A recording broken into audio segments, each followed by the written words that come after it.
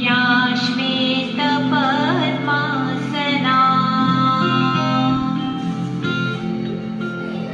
या ब्रह्माच्युतशङ्कर प्रभृतिभिः देवैः सदा वन्दिता।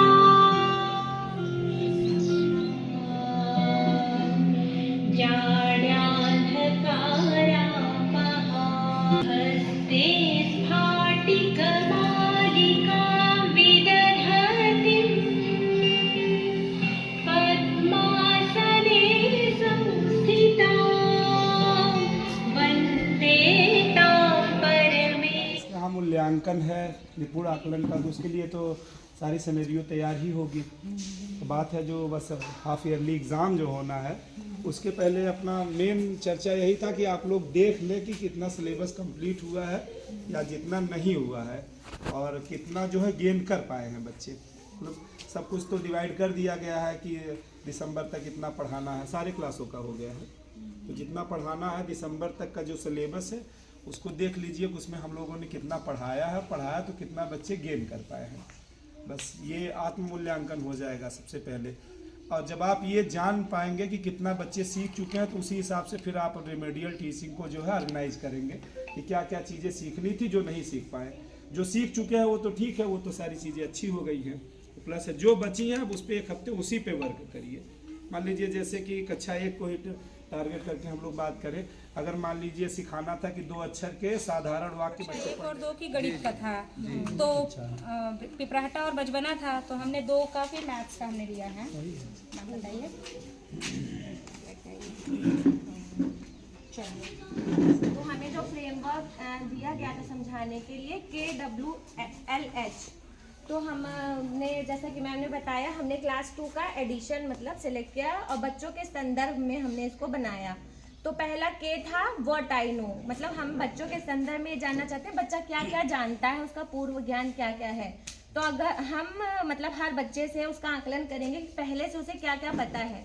तो जैसे उसे पता है 0 से 9 तक की संख्याओं की पहचान है, 1 to 1 उसका कोऑर्डिनेशन, 1 से 1 की जो संगत है वो सही से वो गिन पाता है, 1 अंकीय जोड़ कर लेता है और दैनिक जीवन में कुछ वस्तुओं की सहायता से जोड़ कर पाता है जो उसके एक्सपीरियंस है उसकी सहायता से। W वाला मैम देते हैं।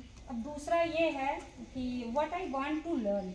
अगर हम ये जान रहे हैं व्हाट आई हमें ये पता है कि बच्चे का पूर्व ज्ञान क्या है, वो क्या जान रहा है। तो जैसे मैम ने बताया ये सारी चीज़ें, अब ये है कि हमें उनको क्या सिखाना है। इतनी जानकारी रखते हुए हमें बच्चे को आगे क्या सिखाना है। तो अगर उसको सरल जोड़ आ रहा है तो हम करेंगे कि कोशिश फिर यही रहेगी कि सिंपल जोड़ के बाद वो फिर वो हासिल वाले जोड़ हो वो सीखे। तो इसमें यह है इकाई दहाई की अवधारणा को सीखे, काउंट ऑन और काउंट ऑल की समझ उनके अंदर विकसित हो। काउंट ऑन और काउंट ऑल पता है कि क्या बच्चे कैसे जोड़ते हैं। उसके बाद है हासिल वाला जोड़ उनको करना है, ये हम चाहते हैं कि बच्चा सीखे इसमें। तो जो है कि वो what I want to learn. तीसरा आता है फिर ये है कि इसमें एक शिक्षण योजना हमने बनाई है कि वो चीज़ें हम कैसे सिखाएंगे। भाई अब ये है कि हमें हासिल वाला जोड़, हाँ, तो थोड़ा सा एक छोटा सा लेसन प्लान है जिसमें हम क्या करेंगे कि पहले बच्चों को एक सिंपल जोड़ देंगे, बच्चा कर लेगा। फिर उसके बाद हम एक ऐसा जोड़ देंगे जिसमें क्या हो, हासिल वाला हो। थोड़ा सा बच्चे को मौका देंगे कि वो क्या बताता है। फिर वही प्रक्रिया है कि फिर हमने सिखाया कि आप 5 और 7 को जोड़िए, 5 और 7 12 हुआ। 12 में हमने क्या किया, 2 यहाँ लिखा, 1 हमने हासिल कर दिया और 2 और 3 को हमने जोड़ा, 1 हासिल हो गया, 6। फिर उसके बाद हम बच्चे को ये बताएंगे कि 12 में हमने 7 और 5 12 जोड़ा है, तो जो 12 में 2 है वो इकाई के स्थान पे है और जो 1 है वो दहाई के स्थान पे है और वही 1 हमारा क्या होगा, हासिल होगा। ये होगी लेसन, ये इसका हुआ लेसन प्लान। L है व्हाट हैव आई लर्न, मतलब बच्चे ने क्या क्या सीख लिया, क्या क्या सीख लिया है। तो इकाई दहाई की समझ विकसित हुई है, मतलब इसमें हम सिर्फ यही नहीं करेंगे, बाकी सारी एक्टिविटीज भी करेंगे। जैसे संकुचित हासिल वाले जोड़ की अवधारणा विकसित हो गई, काउंट ऑन और काउंट ऑल की समझ विकसित हो गई और फिर उसको मतलब ये सारी एक्सरसाइजेज हम देंगे। तो लास्ट है how can I learn more, मतलब बच्चा और ज्यादा कैसे सीख सकता है। तो मतलब ज्यादा से ज्यादा उसको खुद से इबारती प्रश्न बनाने, मतलब जैसे एक इबारती प्रश्न हम बना कर देंगे और बाकी वो बच्चा खुद बनाएगा। मतलब जैसे हम क्लास में बच्चों के ही नाम से देते हैं ना, रिया के पास इतनी पेंसिल है, उसके पास इतनी पेंसिल है, राहुल ने उसको और पेंसिल दी तो उसके पास अब कितनी पेंसिल हो गई। इस तरीके के प्रश्न वो बनाएंगे। फिर दैनिक जीवन में जोड़ के उपयोग को पहचानेंगे, मतलब वो डेली लाइफ में कहाँ कहाँ जोड़ का यूज करते हैं। और नेक्स्ट है कि खेल और पजल्स के माध्यम से बाकी का जोड़ वो और एक सीखेंगे। रोल प्ले करवा सकते हैं बच्चों को। सारी चीजें हैं। ये जो भी ये KWLS था वो सिर्फ अभी एडिशन के उस पे था, संदर्भ में। और जो सारी चीजें हैं वो ज्ञानदायिनी माँ सरस्वती के कमलवत के चरणों को हम श्रद्धा सुमन करते हुए आज की इस शिक्षक संकुल बैठक की कार्यशाला की अध्यक्षता कर रहे हैं हमारे इस न्याय पंचायत जवरा की वरिष्ठ शिक्षिका परम आदरणीय मैडम जी, हमारे उत्तर प्रदेशीय प्राथमिक शिक्षक संघ के अध्यक्ष बड़े भाई आदरणीय श्री अंजन श्रीवास्तव जी, हमारे वरिष्ठ शिक्षक संकुल बड़े भाई श्री प्रमोद कुमार पांडे जी, सामने बैठे सभी मातृशक्तियों को हम नमन करते हैं, और हमारे सभी प्रबुद्ध शिक्षक साथीगण। जैसा कि मुझे सामाजिक विज्ञान में कहने का अवसर प्राप्त हुआ, इसमें भी KWLH एक चार्ट के माध्यम से, जैसा कि अभी मैम ने यहाँ पर प्रदर्शन किया है, बहुत अच्छा लगा मुझे, और ऐसे ही करना भी चाहिए।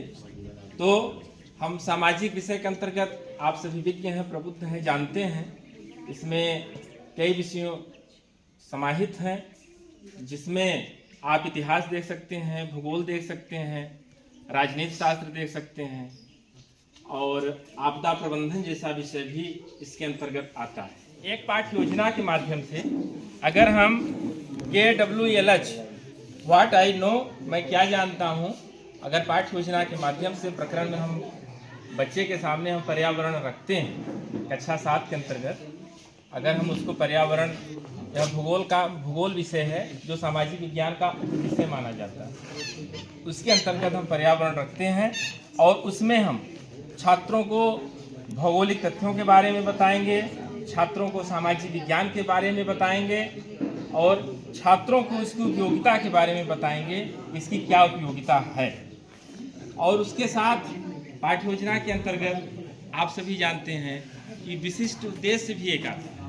विशिष्ट उद्देश्य के अंतर्गत हम उसकी पूरी व्याख्या करते हैं बच्चों के सामने, और उसके बाद हम सहायक सामग्री के साथ ही पढ़ाते हैं। और अगर पर्यावरण हम टॉपिक रखे हैं तो पर्यावरण में बच्चों को कुछ पूर्व ज्ञान भी रहता है, वो हम पर्यावरण के बारे में एक सामान्य सी जानकारी रखते हैं कि हमारे घर के आसपास रहन सहन या कौन से पशु जानवर किस तरह के मतलब रहते हैं, यह सामान्य सी जानकारी बच्चों के मानस पटल पर रहती है, जहाँ तक मैं जानता हूँ। और उसके बाद आता है W, what I want to learn, मैं क्या जानना चाहता हूँ।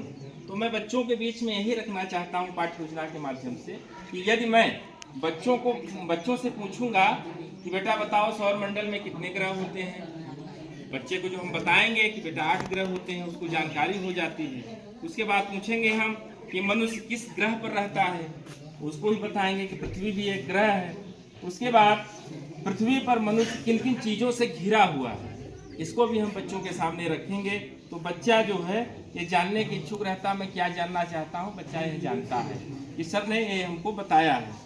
उसके बाद हम उद्देश्य कथन की ओर जाते हैं, जिसमें वायु, जल, मिट्टी, पेड़ पौधे, ये सभी जो है साथ मिलकर पर्यावरण का निर्माण करते हैं। ये बच्चों को हम आपसी उसी संदर्भ में बच्चों को हम प्रेषित करेंगे। इसके आगे जब हम बच्चों को बताएंगे पर्यावरण, परिधन आवरण, इसको ही बच्चों को बताएंगे, चारों ओर से घिरा हुआ, उसको हम पर्यावरण कहते हैं। पर्यावरण कितने प्रकार के होते हैं, एक सामाजिक पर्यावरण होता है, एक प्राकृतिक पर्यावरण होता है। तो बच्चों को जब ये जानकारी देंगे तो एक उसमें एक टॉपिक आता है प्रस्तुतिकरण। तो बच्चे के सामने जब हम प्रस्तुतिकरण करेंगे तो बच्चा वहाँ से आता है, तो हम इसको तीसरा टॉपिक यहाँ पे रखेंगे, व्हाट आई हैव लर्नेड, मैंने क्या सीखा। तो बच्चों से यही हम पूछेंगे, भी आप क्या सीखे यहाँ। तो बच्चों से हम यही पूछेंगे कि पर्यावरण का अर्थ भी हम आपको बताएं, तो आप इसको बताइए क्या होता है। बच्चा बताएगा परिधन आवरण जो चारों ओर से घिरा होता है। उसके बाद सौर मंडल के बारे में हम बच्चे से चर्चा करेंगे, बच्चा सौर मंडल के बारे में भी बताएगा। उसके बाद मनुष्य किस ग्रह पे रहता है या कहाँ रहता है, बच्चा वो भी बताएगा, जो बच्चों को हम जानकारी देते हैं।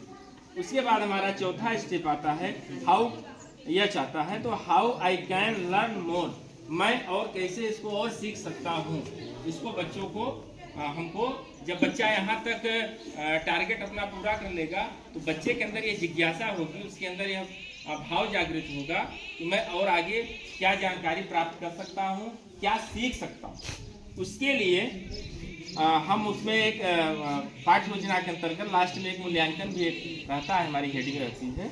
उसमें हम बच्चे से पूछेंगे कि सामाजिक पर्यावरण के मुख्य घटक कौन कौन से होते हैं, प्राकृतिक और सामाजिक संबंधों की पहचान हम कैसे करते हैं, इसको आप किस रूप में कैसे देखते हैं। उसके बाद बच्चे से हम ये भी कहेंगे कि पर्यावरण के विभिन्न संसाधनों, उसके बाद सीखने वाले, अभिव्यक्त करने वाले, प्रश्न करके, तर्क करके, चर्चा करके पर्यावरण के बारे में वह सीखेगा, जानकारी देगा, समझने की कोशिश चलता रहता है। कुछ बच्चे छोटा पेपर लेकर के उसमें उसी तरह बनाते भी हैं।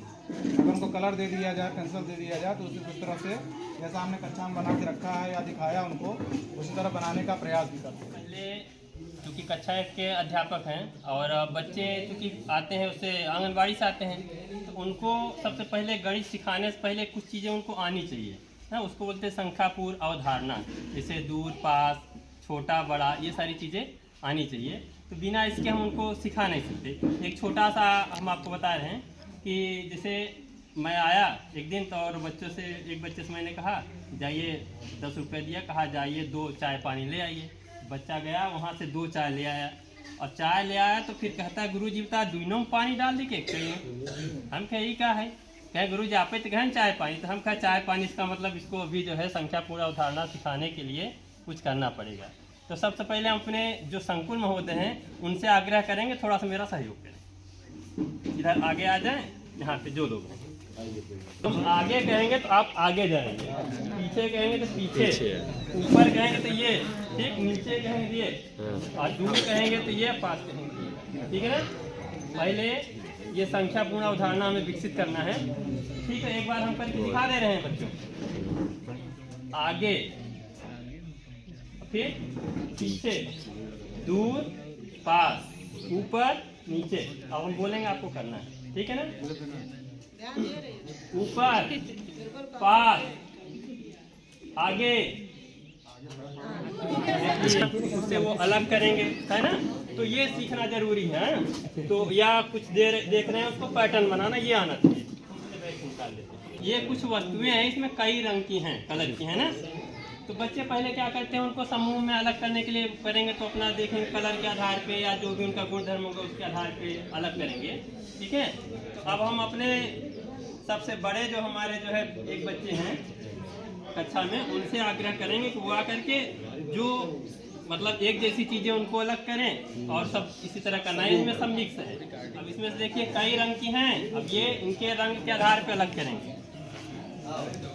ये दोनों मेहनत ना करा यही तो कक्षा है कि करना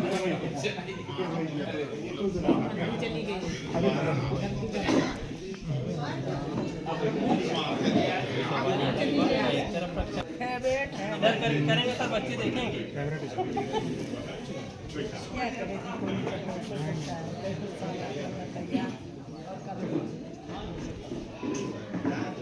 ताली बजाइए संदीप सर के लिए, शाबाश। जैसे मान लीजिए हमें संख्या सिखाना है, मेन चीज़ हमें कक्षा 10 संख्याएं सिखा दें, 1 2 3 4 5 6 7 8 9 और 0, इतना समझा दें बच्चे, उसके बाद तो कर सकते हैं आप। तो दूसरी चीज़, अब जो नया है नोट पहचाने 1 से 20 तक, तो जैसे मान लीजिए ये रही नोटें हैं, है ना। अब ये कितने की है, कितना है ये 20। अच्छा, अब मान लीजिए ये कितने के, हाँ 10 का हो गया ना। अब ये रहा, अब आपका ये जितने की नोट है उतना यहाँ पे आपको इसमें से गिन के संख्या रखना है। चलिए मैडम आप आ जाइए।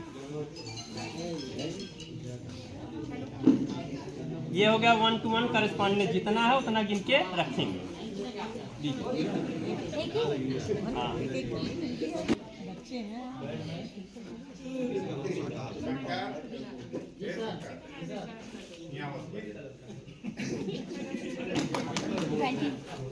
ठीक, चलिए होगा। ये है अपनी शिक्षण पद्धति का यहाँ प्रदर्शन किया, बहुत अच्छा। इसके बाद दूसरा पॉइंट है गलतियों को स्वीकारना और समाधान की दिशा में सामूहिक सोच। गलतियों को सुधारने में, स्वीकारने में पहले हम गलती को पहचानेंगे, वास्तव में गलती हो कहाँ रही है। उसके बाद इसका समाधान कैसे करेंगे, और जैसे जो भी समाधान निकलेगा या जो भी गलती है उसको एक दूसरे से साझा भी करेंगे। साझा करने से ही उसका जो भी सुधार है, सुधार के जो तरीके हैं हमारे समक्ष तक, हमारे सामने तक आते हैं। इस पर चर्चा करनी थी, शिक्षण कार्य के दौरान आ रही कठिनाइयाँ। जैसे हम कक्षा में शिक्षण कार्य कर रहे हैं तो हमें कठिनाइयाँ क्या आ रही हैं? उसमें तो शिक्षण कार्य के दौरान आ रही कठिनाइयाँ और उनका समाधान हम कैसे करेंगे। तो सबसे पहले जब हमारे स्कूल में बच्चा प्रवेश करता है तो पहले वो जीरो, यानी उसको कुछ पता ही नहीं रहता है कि क्या चीज़ें हैं। वो सिर्फ अपने पारिवारिक और सामाजिक बाकी परिवेश की जानकारी उसको इतनी रहती है। फिर ये रहता है कि विद्यालय में जब वो प्रवेश करता है तो हमें सबसे पहले उसका लेवल जानना है कि उसका मानसिक लेवल है क्या जान रहा है क्या नहीं। तो इसके लिए जैसे कि जब बच्चे का एडमिशन होता है तो हम लोग को दिया गया है ना कि आकलन करना, पत्र मिलता है, उसमें बच्चे का पहले हम आकलन करते हैं। तो आकलन से पता चल जाता है उसको किन किन चीज़ों का पता है, किन चीज़ों का नहीं पता है। तो जैसे हम उससे पूछते हैं कि बताइए आम का पेड़ कैसा होता है, या महुआ आम कहते हैं, जामुन, तो वैसे नहीं बता पाते। लेकिन उनके गांव के आसपास है पेड़, पास दूर की नहीं समझ है कि पास किसको कहते, दूर आगे पीछे नहीं पता है मैडम, दाएं बाएं नहीं पता है। तो ये तो हम उसको जानकारी दे के समझाते हैं धीरे धीरे। फिर इसके बाद आता है कि उनको किस तरह समझाया जाए। ऐसे बता के तो नहीं समझा सकते। इसके लिए हमारे स्कूलों में प्रिंटरिच है, चार्ट है, तो जो हमें गणित वाले में मिला हुआ है आगे पीछे का, ऊपर नीचे का, हल्का भारी का, ये सब बच्चे देख के बहुत अच्छे से जान जाते हैं। लोगोग्राफिक पैटर्न भी है, उसके माध्यम से भी हम बच्चों को बहुत आसानी से सिखा सकते हैं। फिर इसके बाद आती है बच्चा प्रवेश तो कर लिया, आकलन हमने उसका कर लिया, फिर उसको धीरे धीरे हम भाषा की तरफ ले जाते हैं। तो भाषा में क्या शिक्षक के सामने सबसे बड़ी समस्या ये आती है कि उसको हम हिंदी भाषा में कैसे सिखाएं। वो अपनी मातृभाषा का ज़्यादा प्रयोग करते हैं। जैसे घर पे रहते हैं तो वो कुत्ते को कुकुर बोलते हैं, लड़ाई कर लिए तो उसको कहते कजिया कर लिए मैडम जी आपस में। तो हम लोग बोलते हैं कटहल को कोहड़ा, कद्दू को कोहड़ा कहते हैं, ये सब। तो हम उनको पहले हिंदी भाषा में लाएंगे, लेकिन समझाना क्या है, उनकी मातृभाषा पहले बताएंगे कि हाँ उसको कोहड़ा ही बोलते हैं कद्दू को, लेकिन शुद्ध हिंदी भाषा में उसको कद्दू बोलते हैं। और जो तुम लोग आपस में कजिया करते हो, कजिया को कहते हैं झगड़ा करना। तो ये उनकी भाषा का हो गया निवारण। धीरे धीरे हम उनको शुद्ध उच्चारण पर लाते हैं। शुद्ध उच्चारण पर लाने के बाद आती है उनके बोलने में भी बहुत सारी अशुद्धियाँ रहती हैं। जैसे कि कविता बच्चा करता है, कविता और कहानी में अंतर नहीं कर पाता है। कविता वो पढ़ रहा है तो कहानी के ही तरह पढ़ता है, उसमें लय और उनका हाव भाव नहीं रहता है। तो हम उसको अपने साथ ही प्रैक्टिस करवाएंगे, हम खुद बोलेंगे और उसके साथ उसको भी, बच्चे को भी प्रैक्टिस करवाएंगे कि कविता कैसे पढ़ते हैं और कहानियों को कैसे पढ़ा जाता है। फिर उसमें जो आने वाले कठिन शब्द हैं उनका हम उच्चारण उसको कई बार करवाएंगे, बुलवाएंगे। इससे धीरे धीरे उनके भाषा में भी जो अशुद्धियाँ हैं उनमें सुधार होगा। फिर भाषा के बाद वो आते हैं लेखन संबंधी भी कई समस्याएं आती हैं। जैसे 2-3 अक्षरों के 2 अक्षरों के शब्द लिख लेते हैं, जल थल कल, मात्रा मिला के लिखते हैं। पढ़ तो ले रहे हैं लेकिन लिखने में भी उनमें काफ़ी कठिनाइयाँ आ जाती हैं कि लिखते समय वो नहीं पहचान पाते हैं कि ओ की मात्रा है कि औ की मात्रा है। लेकिन उनको हम चित्रों के माध्यम से पहले मात्राओं के अक्षरों का ज्ञान लगातार कराते रहेंगे, अभ्यास कराते रहेंगे, तो वो इसमें भी उनमें काफ़ी सुधार होने लगेगा। फिर सबसे बड़ी समस्या आती है कि कई विद्यालयों में शिक्षकों की भी कमी है। तो शिक्षकों की कमी, जहाँ पे कमी है वहाँ एक ही टीचर देख रहे हैं, तो ऐसे में हमें क्या करना चाहिए? आप ही लोग बता दीजिए क्या करना चाहिए जहाँ टीचरों की कमी है। सब्स्टिट्यूशन क्लास पढ़ाने से संबंधित है, रिलेटेड है। तो वहाँ पे जो तेज बच्चे हैं थोड़े, जिनको आता है जैसे क्लास 5 के बच्चे हैं, उनको क्लास 1-2 के बच्चों को साथ में हम ग्रुप वाइज कर देते हैं। तो वो साथ में मिलकर 1 घंटा भी अगर समय दे देंगे तो थोड़ा सा पढ़ा देंगे, अभ्यास कराएंगे, रोज प्रैक्टिस करेंगे तो बच्चे पढ़ना लिखना सीख जाएंगे। फिर इसके बाद वो सबसे बड़ी समस्या है कि बच्चों का रेगुलर स्कूल आना और समय पे नहीं आना। वो रेगुलर नहीं आते हैं, हफ्ते में 1-2 दिन आए और समय से नहीं आते हैं। तो इसके लिए भी हमें क्या करना चाहिए कि जिससे वो स्कूल में प्रतिदिन आने लगे। तो इसके लिए हमें सुबह थोड़ा सा खेल गतिविधियाँ करानी चाहिए। और जो बच्चा जैसे टाइम है 9 बजे का, 9 बजे से लेकर 9-10 तक अगर रेगुलर आ रहा है तो उसको थोड़ा सा इनाम, टॉफी, बिस्किट आप रोज़ देंगे तो उसको देख के और भी बच्चे रेगुलर आने लगेंगे। हमने ये अपने स्कूल में प्रयोग किया था, तो परसों से किया है। परसों हमारे स्कूल में आए थे 5-10 बच्चे, टाइम से 9 बजे 9-10 तक आ गए। उसके बाद दूसरे दिन हमने जब उनको टॉफियाँ बांट दी, कल आए 20, आज आ गए 30 बच्चे। तो टॉफ़ी के चक्कर, खाने के चक्कर में उनकी उपस्थिति आज 9:30 बजे तक में 30-35 बच्चे रेगुलर बन रहे हैं। और जैसे संदर्भ सर ने भी खेल गतिविधियाँ कराई थी, उनका भी देखा, तो मैंने वो भी टॉपिक लिया कि लंच के बाद भी थोड़ा सा खेल गेम करा दें और लंच से पहले थोड़ा सा गेम करा दें, तो उससे बच्चे बहुत इंटरेस्ट होते हैं। तो उससे भी बच्चों की उपस्थिति बढ़ रही है लगातार। फिर ऐसे गणित शिक्षण में भी गलतियाँ होती हैं बच्चों से प्रैक्टिस में। जैसे वो नंबर पढ़ लेते हैं, 1 से लेकर 50-100 तक गिन लेते हैं। अगर आप बीच में उनसे नंबर पूछ लेंगे कि 15 कैसे लिखा जाता है, ये 15 कहाँ लिखा है, 9 कहाँ लिखा है, नहीं बता पाते।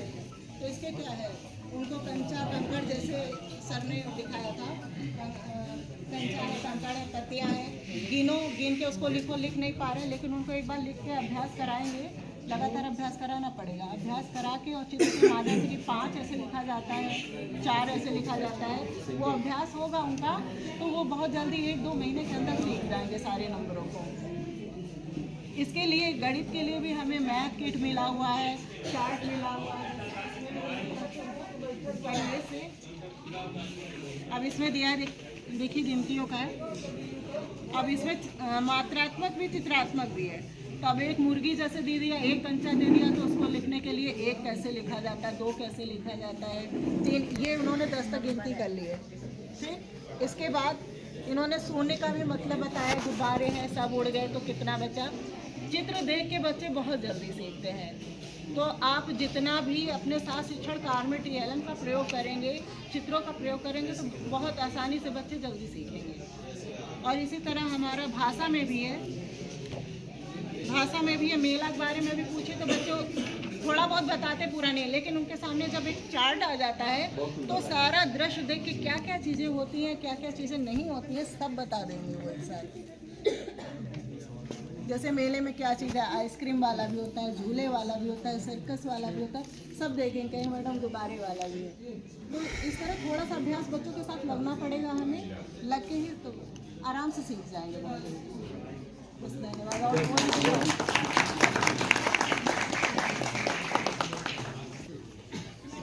बहुत विस्तार से गीता रानी मैडम द्वारा समाधान पर चर्चा की गई और आशा इन्हें पूरा विश्वास है कि आप लोगों की सारी समस्याओं का समाधान हो गया होगा। क्रिस्टल हो रही है, सारी जानकारियाँ, सारी सूचनाएं डिजिटल माध्यम से मांगी जा रही हैं, डिजिटल माध्यम से दी जा रही है। और जूनियर कक्षाओं में विज्ञान विषय में जो भी शिक्षक 6, 7, 8 में विज्ञान विषय पढ़ाते हैं, तो 6, 7, 8 में लास्ट के चैप्टर्स में कंप्यूटर विषय जोड़ा गया है, जिसकी भी ट्रेनिंग भी थी। हमारे संतोष सर ट्रेनिंग लेके आए हैं। कंप्यूटर के बारे में प्राथमिक जानकारी दी गई है।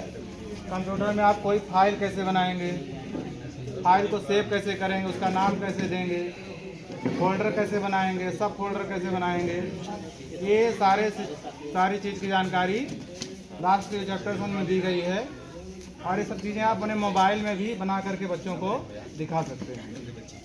जो करना चाहते हैं उनके लिए ये जानकारी है। इस पर चर्चा करेंगे हमारे संतोष सर, कंपोजिट विद्यालय देवरा से। तो एज ही चल रहा है डिजिटलाइजेशन का, तो इसके लिए तो बहुत सारी लिमिटेशंस है, सभी को हम लोग भी फेस भी कर रहे हैं। सबसे पहली लिमिटेशन जो हमारे यहाँ फेस कर रहे हैं इंटरनेट कनेक्शन का। सभी के यहाँ जो है प्रॉपर इंटरनेट चलता नहीं है। मान लीजिए आपने सिंक कर दिया डेटा, इंडियम का डेटा सिंक कर दिया और ये आपने तो सिंक कर दिया, बट वहाँ सही नहीं होता है। ऐसा बहुत सारे स्कूल का आ जाता है, मेरा भी हुआ था, इसीलिए हम इस चीज़ को समझे थे कि ऐसे लोग करते होंगे लेकिन उनका नहीं होता होगा, तो ये डेटा यहाँ दिखा। तो जो मेन पॉइंट है कि इंटरनेट कनेक्शन बहुत जगह फेल्योर हो रहा है, तो सबसे पहले हमारी लिमिटेशन यही हो गई। हमको चर्चा क्या करना है कि जो चुनौतियां हैं, जो डिजिटल लिटरेसी में जो चुनौतियां आ रही हैं, तो उसमें जो थोड़ा बहुत सुझाव दे सकते हैं, क्योंकि ये माना टेक ऑफ करना है। लेकिन कितने मिल रहे हैं आपको? 60%। उसमें भी किसी के पास डेटा नहीं है, सभी लोगों के पास डेटा नहीं रहता है। मान लीजिए 199 वाला रिचार्ज जो करा रहा है, उसको तो एक ही GB डेटा मिल रहा है। टेक्निकली देखा जाए तो उसको 1 GB डेटा मिला, वो एक दिन में ख़त्म। रेस्ट 29 डेज या 27 डेज, क्योंकि 28 दिन का होता है, 27 दिन वो उस डेटा उसके पास ग्रुप में अगर एक भी बच्चा उस मोहल्ले का जुड़ा हुआ है और आपने कोई सूचना डाली, तो अन्य बच्चे अगर जो जान गए हैं किनके मोबाइल पे सूचना आती है, तो बच्चे जाकर उससे संपर्क कर लेते हैं और सूचना प्राप्त करते हैं। अगर एक दो अभिभावक जुड़े हैं तो उसका लाभ है, एकदम से यूजलेस नहीं है वो, उसका प्रयोग है। दूसरी बात, जैसे विद्यालय में प्रयोग करते हैं, रीड अलॉन्ग ऐप है या फिर जो है दीक्षा ऐप है, ये सब ऐप्स का प्रयोग करते हैं। जिन बच्चों के यहाँ मोबाइल है वो जा करके उसको इंस्टॉल करते हैं, उसका प्रयोग करते हैं। निपुण लक्ष्य ऐप में 1, 2, 3 को छोड़ दीजिए, अब तो स्पीड हटा दिया गया। जो स्पीड थी, हम 6, 7, 8 के बच्चों को भी उसको पढ़वाते थे, वो बच्चे अपने मोबाइल में उस ऐप को इंस्टॉल करने लगे, नहीं इंस्टॉल हो रहा था। फिर हमने बताया हमारा मोबाइल नंबर डाल करो, हमारे में OTP आई, हम बताएंगे। हम OTP बता दिए, बच्चों ने इंस्टॉल कर लिया, अपने घर में बैठ कर उसको पढ़ रहे हैं। तो उपयोग है, धीरे धीरे सीखेंगे। धीरे धीरे हमारे जो है दैनिक दिनचर्या का अंग बन रहा है कंप्यूटर, और उसके बारे में हमको जानकारी प्राप्त करनी पड़ेगी, नहीं तो हम पीछे होते चले जाएंगे। प्राथमिकता एवं प्रशंसा सत्र, सर्वाधिक छात्र उपस्थिति। अभी कल की उपस्थिति का डाटा आया है, और हम लोग कहाँ से जाने कहाँ किस विद्यालय में ज़्यादा उपस्थिति हो रही है।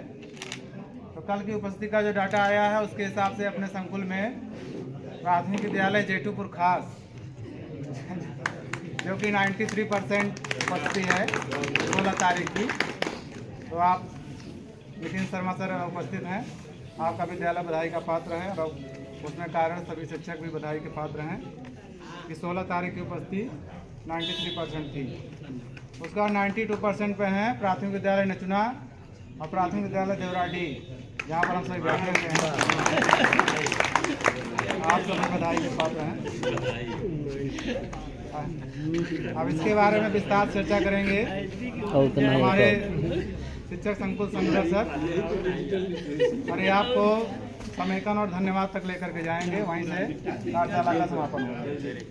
चलिए, सबसे पहले सभी को नमस्कार। एक बातें कहनी है कि अगर हम कोई भी काम करते हैं, समय तो हम आखिरकार दे ही रहे हैं, तो कम से कम जो समय हम दे रहे हैं उसका उपयोग अच्छे से हो और सारी बातें हमारे जेहन में उतर जाएं। सबसे पहले हम लोग जब यहाँ से डायरेक्ट पे ट्रेनिंग हम लोगों की होती है, मीटिंग रखी जाती है हर 3 माह के पश्चात, हमको अपने संकुल का बैठक का हमने क्या किया, विद्यालय में क्या किया, इन सब का विवरण वहाँ पे देना होता है। तो जो सर्वप्रथम है, कक्षा 1-2 का आकलन होना है। काफ़ी स्कूल की डेट्स कल आ गई हैं।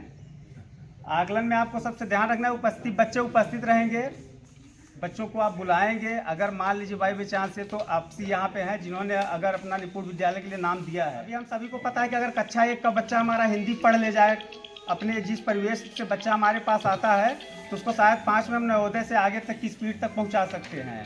लेकिन वैसा हमारे साथ होता नहीं है, क्योंकि गार्जियंस उतना ध्यान नहीं दे पाते हैं घर पर, क्योंकि बच्चों की आधी से ज़्यादा जिम्मेदारी तो परिवार के ऊपर होती है। और सबसे बड़ी चीज़ होती है संस्कार उनका। अगर उनके अंदर संस्कार आ गया तो विद्यालय में पहुंचने की स्थिति, बात करने की स्थिति, सीखने की स्थिति, सब चीज़ तो उसी पे निर्भर करता है। तो कल का आकलन महत्वपूर्ण है, इस पर हम सभी को ध्यान रखना है। दूसरा बिंदु है NBMC डेटा के बिंदुओं पर जो चीज़ हर शिक्षक संकुल बैठक में आपको बताई जाती है। ट्रैकर है, संदर्शिका है, शिक्षक डायरी, निपुण तालिका, गणित किट का प्रयोग, प्रिंट टिश्यू मटेरियल का उपयोग, विज्ञान की दीक्षा है, कार्य पुस्तिका को हल करवाने के बाद उसको चेक करना, ये चीज़ें हैं। ये सब चीज़ें हमारी अनवरत चलने वाली हैं। निपुण आकलन हो जाएगा, इसके बाद भी हम इस चीज़ों को करते रहेंगे। प्रति सप्ताह हमको बच्चों का आकलन करना है। आकलन करने से उनकी आदत बन जाएगी, धीरे धीरे उनकी स्पीड भी अच्छी हो जाएगी। और इसके बाद स्मार्ट कक्षा जहाँ पे है उनका संचालन आप सब ट्रेनिंग भी करके आए हैं, अच्छी तरह बेहतर तरीके से उसको कर सकते हैं। और इसके बाद BRC पर BO सर के साथ जो मीटिंग हुई थी उसमें कुछ चीज़ें हैं। इको क्लब जो प्रत्येक माह गतिविधि होती है उसका हमने पिछली बार भी PDF भेजा हुआ है, आज भी मैंने उसको ग्रुप में शेयर किया हुआ है। बाला पेंटिंग, लर्निंग कॉर्नर, स्टेशनरी की सूचना, ये सब अपने पास रखनी है। इसके प्रार्थना के बाद एक सुविचार है। सुविचार के बाद सेल्फी फ़ोटो के लिए भी बोला गया है। BO सर इस बार बोले थे।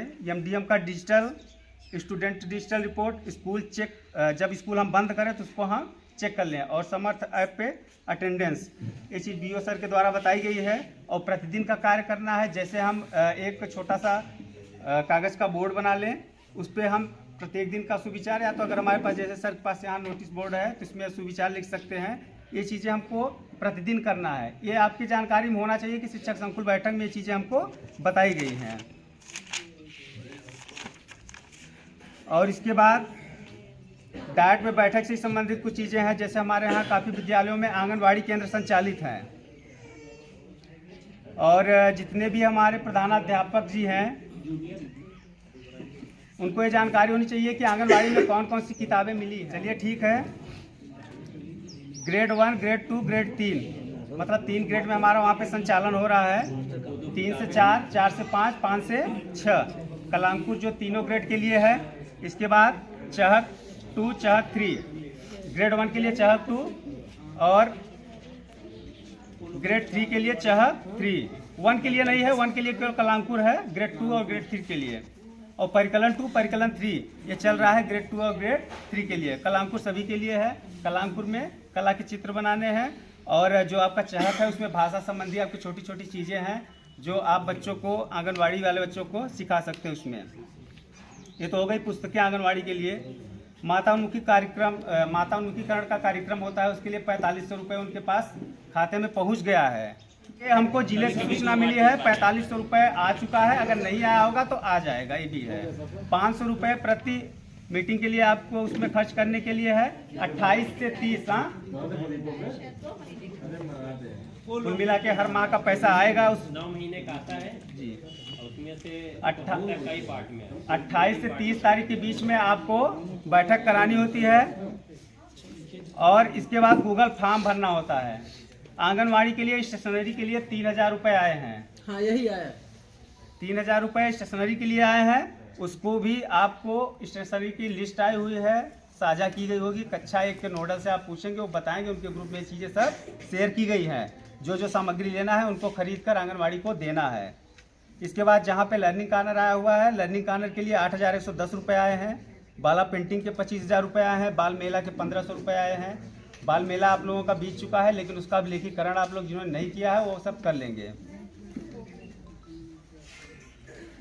और इसके बाद कुछ जगह चाइल्ड चेयर का या झूला का जो भी है, झूला तो शायद BO स्तर से है, बाकी चाइल्ड चेयर के लिए विद्यालय में पैसा कुछ गया है।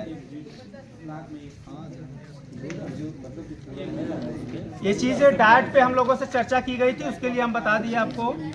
इसके बाद हमारे कुछ क्लब के गठन किए गए हैं। जैसा आप सभी जानते हैं, राष्ट्रीय शिक्षा नीति 2020 के अंतर्गत गुणवत्तापूर्ण शिक्षा भारत के आर्थिक, वैज्ञानिक और तकनीकी क्षेत्रों में विकास के लिए, इसके साथ साथ पर्यावरण और जल स्वास्थ्य को ध्यान में रखते हुए बच्चों के सर्वांगीण विकास के लिए कई क्लब के गठन किए गए हैं। अभी आप केवल एक ही क्लब के बारे में जान रहे थे, इको क्लब का। और मान लीजिए स्पोर्ट क्लब जान रहे होंगे, गणित क्लब नए नए कुछ आ गए हैं, 10 आ गए हैं। वो क्लब, स्पोर्ट क्लब, गणित क्लब, विज्ञान club, geography club, reading club, civic sense club, digital initiative club, कलाएं, संगीत, नाटक। का उद्देश्य क्या है, इतने क्लब के गठन को क्यों किया गया, उसको आप सुनिए। इसमें सबसे बड़ी बात है कि आप पीयर लर्निंग, जैसे कि हम चर्चा करते हैं, बच्चों को जोड़ों में जो सीखने का अवसर होता है वो चीज़ मिल जाएगा। जैसा कि अभी गीता मैम के द्वारा बताया गया, खेल हम कराते हैं, खेल से उपस्थिति बहुत अच्छी बात है। हमने भी ये चीज़ चेक किया और पिछली बार मीटिंग में हमको भी लगा, किसी ने चर्चा किया था कि जो चीज़ आप लोग खेल कराते हैं उसको शेयर भी कर दिया करें।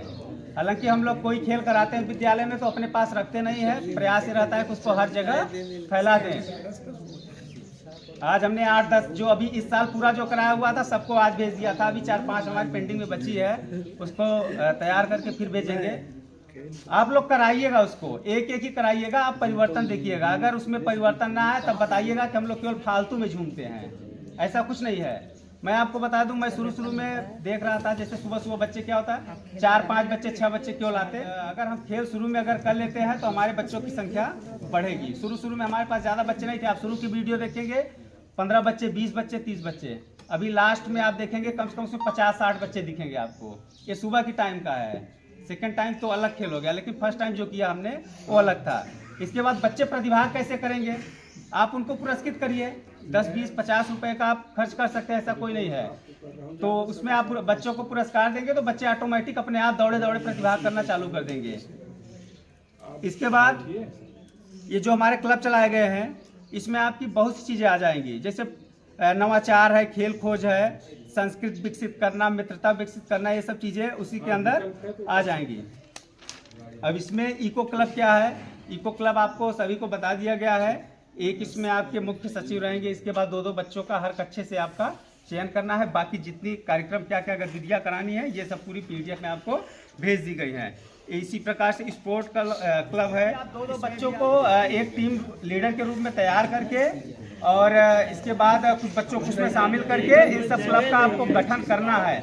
और हर क्लब को अगर आपने गठन कर लिया, इसके बाद आपको शनिवार को प्रत्येक लास्ट के 2 घंटे जो आपको मिलेंगे वो इन्हीं क्लब को चलाने के लिए हैं। जैसे मान लीजिए कला है, संस्कृत, छोटी चीज़ें होती है, जैसे निबंध है, बच्चों को हम लास्ट में 2 घंटे के लिए करा सकते हैं। मेधावी संकुल बड़े भाई प्रमोद पांडे जी आज शिक्षक संकुल की मीटिंग में इस मीटिंग की अध्यक्षता कर रही हम सबकी आदरणीय माया मैडम जी, यहाँ पर उपस्थित सभी शिक्षक संकुल, हमारे सभी शिक्षक साथी एवं शिक्षिका बहनें। साथियों, शिक्षक मीटिंग प्रत्येक माह किसी न किसी विद्यालय में होता है।